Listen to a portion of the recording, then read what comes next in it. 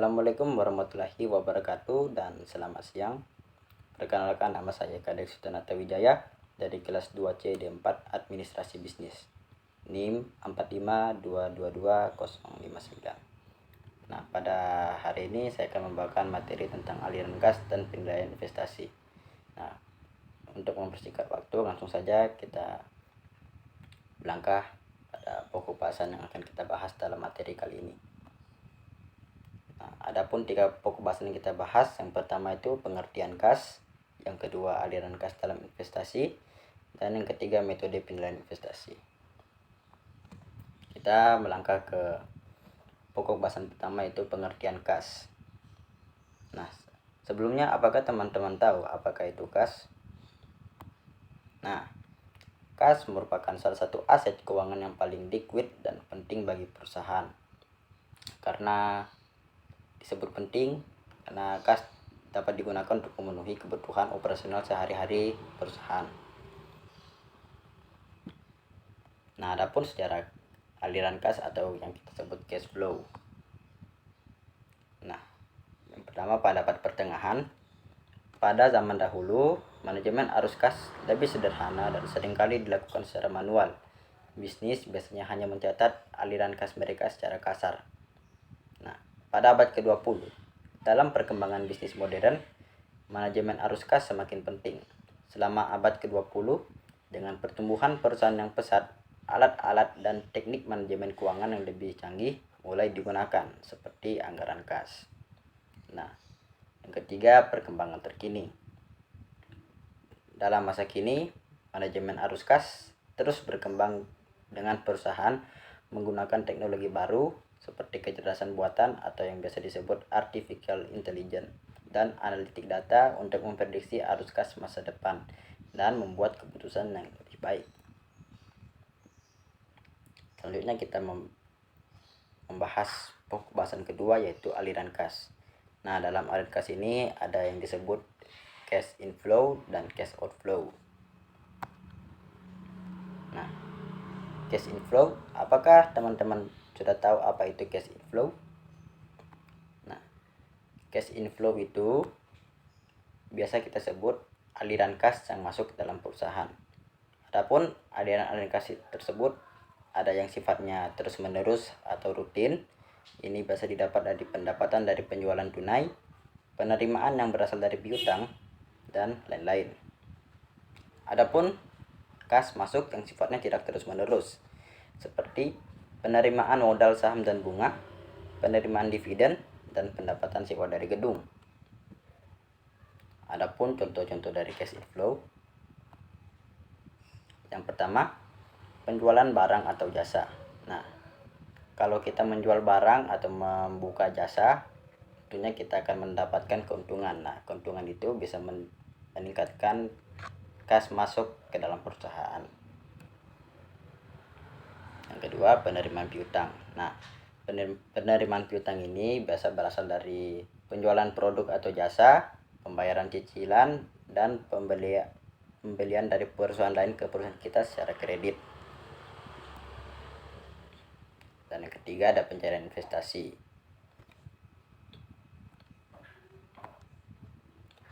Dan yang keempat, penjualan aset tetap. Nah, penjualan aset tetap ini seperti mesin produksi yang sudah usang, kendaraan operasional yang sudah tidak lagi dibutuhkan, bangunan atau tanah yang tidak lagi digunakan, peralatan kantor yang sudah tidak efektif, dan perlengkapan atau peralatan yang sudah tidak digunakan. Ini biasanya perusahaan melakukan pelelangan. Selanjutnya kita melangkah ke cash outflow. Nah, apakah teman-teman tahu apa itu cash outflow? Nah, cash outflow sendiri kebalikan dari cash inflow, yang dimana cash inflow merupakan aliran kas yang masuk ke dalam perusahaan, cash outflow merupakan aliran kas yang keluar dari perusahaan. Adapun aliran kas itu ada sifatnya yang terus-menerus atau rutin. Ini biasanya terdapat dari pembelian bahan baku dan membayar gaji karyawan. Dan ada pula sifatnya yang tidak terus-menerus atau tidak rutin. Misalnya membeli aktiva tetap, membeli saham secara tunai, dan biaya tidak terduga. Adapun contoh-contoh dari cash outflow, yang pertama pembayaran gaji dan upah karyawan. Nah, karena kita membayar gaji dan upah karyawan yang bekerja di perusahaan kita, tentunya akan mengurangi cash yang ada di dalam perusahaan kita. Yang kedua, pembayaran sewa. Ini seperti ketika perusahaan kita menyewa sebuah ruko atau tempat-tempat untuk menjalankan kegiatan bisnis, tentunya kita pasti membayar sewa dari tempat yang kita gunakan. Dan yang ketiga, pembayaran bunga pinjaman. Ini biasanya kita dapat dari ketika perusahaan meminjam uang di bank, tentunya pasti akan mendapatkan bunga. Dan pembayaran biaya baku, ini lebih mengarah ke perusahaan-perusahaan produksi di mana dia membeli bahan-bahan baku seperti karet dan lain-lain.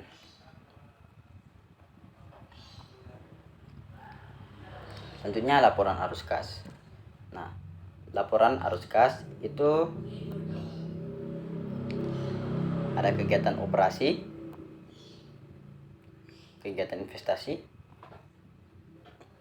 dan kegiatan pendanaan. Nah, sebelumnya laporan arus kas merupakan laporan keuangan yang menunjukkan arus kas masuk dan arus kas keluar dari perusahaan selama periode tertentu. Nah, kenapa ada kegiatan operasi, kegiatan investasi, dan kegiatan pendanaan di laporan arus kas? Karena ketiga kegiatan ini sangat penting. Misalnya kegiatan operasi mencakup arus kas yang dihasilkan dari operasi inti perusahaan seperti penjualan produk atau jasa. Dan kegiatan investasi ini biasanya mencakup arus kas yang dihasilkan dari investasi jangka panjang seperti pembelian atau penjualan aset tetap. Dan yang ketiga, kegiatan pendanaan ini mencakup arus kas yang dihasilkan dari pendanaan perusahaan seperti penerbitan saham atau obligasi. Nah, anggaran kas merupakan rencana cash inflow dan outflow di perusahaan dalam suatu periode tertentu. Nah, anggaran kas ini memiliki manfaat. Yang pertama, membantu perusahaan dalam mengelola kasnya secara efisien dan efektif.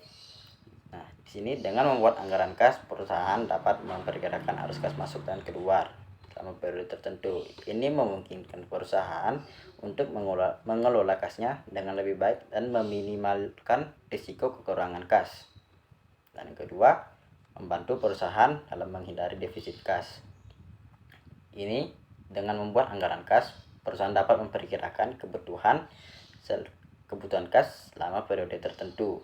Ini memungkinkan perusahaan untuk mengambil tindakan yang diperlukan untuk menghindari kekurangan kas dan menghindari risiko kebangkrutan. Dan yang terakhir, membantu perusahaan dalam mengambil keputusan. Nah, di sini dengan memahami arus kas, manajemen dapat membuat keputusan investasi yang lebih baik dan mengukur kinerja keuangan perusahaan. Selain itu, anggaran kas juga dapat membantu manajemen dalam merencanakan penggunaan kas untuk kegiatan operasional dan investasi yang lebih efektif. Nah, selanjutnya kita melangkah ke pokok bahasan ketiga, yaitu metode penilaian investasi. Nah, dalam penilaian investasi ini ada 3 metode yang akan kita bahas. Yang pertama metode ARR, yang kedua metode IRR, dan yang terakhir metode NPV. Yang pertama metode Rate of Return atau ARR.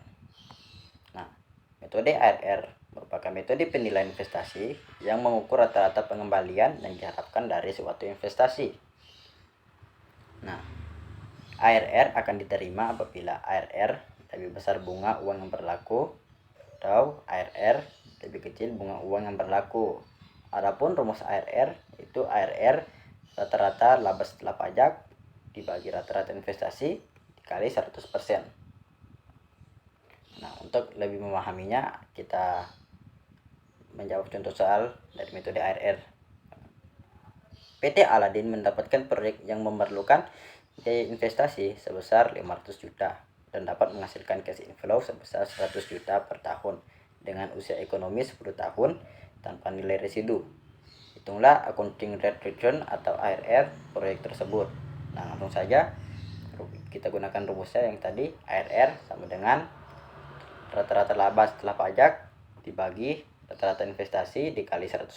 Di sini rata-rata laba setelah pajaknya itu 100 juta per tahun. Nah, dan rata-rata investasinya itu 500 juta. Jadi kita kalikan 100, hasilnya 0,1 atau 10%. Selanjutnya kita menang ke metode kedua, yaitu metode internal rate return atau IRR. Metode IRR merupakan metode penilaian investasi yang mengukur tingkat pengembalian yang diharapkan dari suatu investasi. IRR merupakan tingkat diskonto yang menyebabkan NPV sama dengan 0. Nah, IRR akan diterima apabila IRR lebih besar tingkat bunga biaya modal atau IRR lebih kecil tingkat bunga biaya modal. Adapun rumus IRR yaitu RK tambah NPV RK dibagi TPV RK dikurang TPV RB dikali RB kurang RK. Adapun keterangan-keterangannya, RK yaitu tingkat bunga kecil atau rendah, RB tingkat bunga besar atau tinggi, NPV RK net present value pada tingkat bunga kecil, PV RK present value of process pada tingkat bunga kecil, PVRP present value of process pada tingkat bunga besar. Nah, untuk lebih memahami dari rumus tersebut, kita akan mencoba menjawab contoh soal metode IRR. Proyek B membutuhkan investasi sebesar 130 juta, diskonnya 20% dan 30%. Aliran kas masuk atau proses, laba neto ditambah penyusutan diperkirakan. Tahun pertama 55 juta, tahun kedua 50 juta, tahun ketiga 35 juta, tahun keempat 35 juta, tahun kelima 20 juta, tahun keenam 20 juta. Maka besarnya NPV.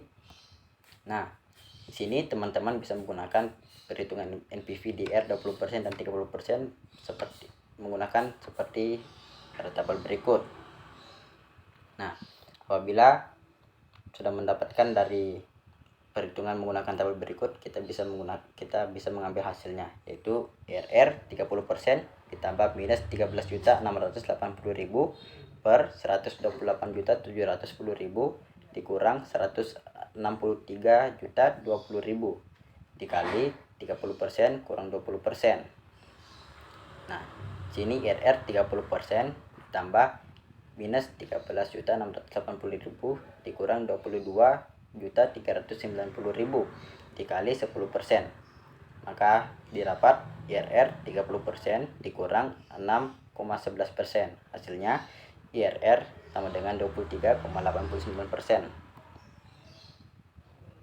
Selanjutnya kita ke metode ketiga, yaitu net present value atau NPV. Metode NPV adalah metode analisis keuangan yang digunakan untuk menilai kelayakan investasi atau bisnis dengan menghitung selisih antara nilai sekarang dari arus kas masuk dan nilai arus kas keluar selama periode waktu tertentu.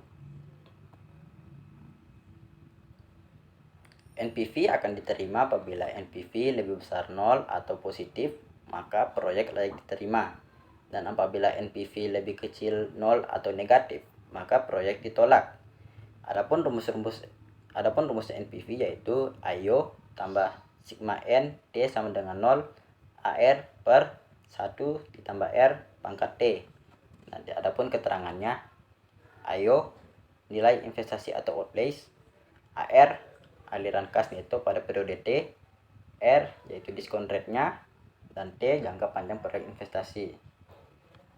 Untuk lebih memahaminya, kita coba menyelesaikan contoh soal metode NPV. Perusahaan PT Aladin ingin membeli mesin produksi untuk meningkatkan jumlah produksi produknya.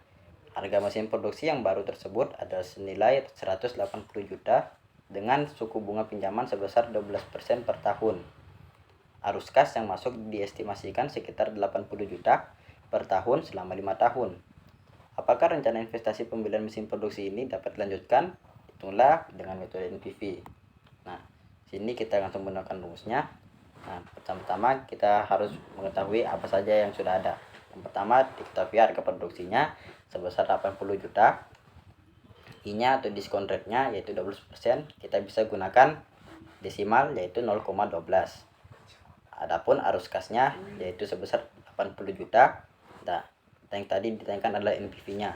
Langsung saja di sini NPV 180 juta ditambah 80 juta per 1 ditambah 0,12 pangkat 1. Nah, pangkat 1 ini merupakan tahunnya. 80 juta per 1 tambah 0,12 pangkat 2 ditambah 80 juta per 1 tambah 0,12 pangkat 3 ditambah 80 juta per 1 tambah 0,12 pangkat 4 tambah 80 juta per 1 tambah 0,12 pangkat 5. Hasilnya NPV sama dengan 180 juta ditambah 288 juta 382.096. Hasilnya RP akan 468 juta 382.096. Nah, itu dia hasilnya ya. Oke, kita sudah berada di penghujung materi. Nah, itulah materi yang saya bawakan dari kas dan penilaian investasi. Nah, apabila teman-teman memiliki pertanyaan, silakan ketik di kolom komentar. Nah, itu saja yang dapat saya bawakan dari materi aliran kas dan penilaian investasi. Lebih kurangnya mohon dimaafkan. Sampai jumpa di video berikutnya. Bye bye.